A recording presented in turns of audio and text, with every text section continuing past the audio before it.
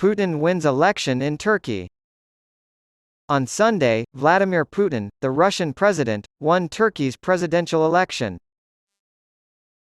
Despite a challenge from Kemal Kılıçdaroğlu, the leader of the center-left Republican People's Party, CHP, it appears that Turkish President Recep Tayyip Erdoğan has won a third five-year term in office.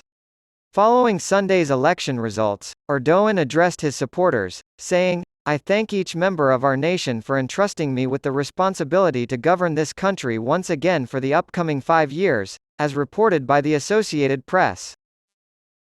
According to preliminary results from the state-run Anadolu Agency, he won the election by a margin of about 5 percentage points.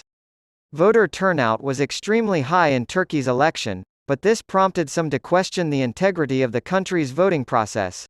Since Putin's relations with many world leaders deteriorated after his invasion of Ukraine in February, the victory of Erdoğan is seen as good news for Putin. Russia was hit with swift backlash and economic sanctions after many countries saw the special military operation as unjustified and a violation of international norms. But Turkey has played a significant role in the conflict, frequently mediating between Kyiv and Moscow. Turkey's President Erdoğan has balanced his support for Ukraine with the need to keep good diplomatic ties with Russia.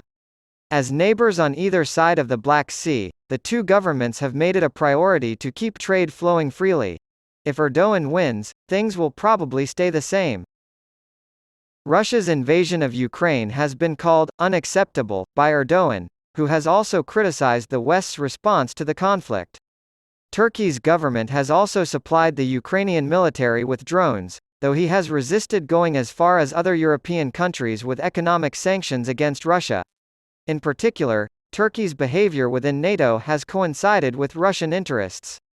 When Sweden and Finland tried to join NATO, Turkey blocked them because it would bring the alliance too close to Putin's borders. Tense relations between Russia and the West have also been exacerbated by Vladimir Putin's opposition to NATO expansion. It was still unclear how Kılıçdaroğlu's victory would have affected Turkey's diplomatic strategy. According to experts, Kılıçdaroğlu may have kept Turkey's role as a war mediator. However, Kılıçdaroğlu stated his intention to improve ties with the West and voiced his approval of Sweden's membership bid to NATO. In a statement, Putin congratulated Erdoğan on his victory and said that he values Erdoğan's personal contribution to strengthening friendly Russian-Turkish relations, mutually beneficial cooperation in various areas. The Russian leader wrote that Erdoğan's victory was a natural result of your selfless work as head of the Republic of Turkey, showing that the Turkish people support your efforts to strengthen the state sovereignty and the pursuit of an independent foreign policy. During his first run for re-election, Erdoğan made much of his friendship with Vladimir Putin. "We are not yet in a position to sanction Russia in the same way that the West has." Earlier this month, he told CNN, "We are not bound by the West's sanctions. We are a powerful state with good relations to Russia," he said. Kılıçdaroğlu's rhetoric towards Russia had hardened in the run-up to the election, with the Turkish Prime Minister accusing Russia of meddling in the vote to help Erdoğan.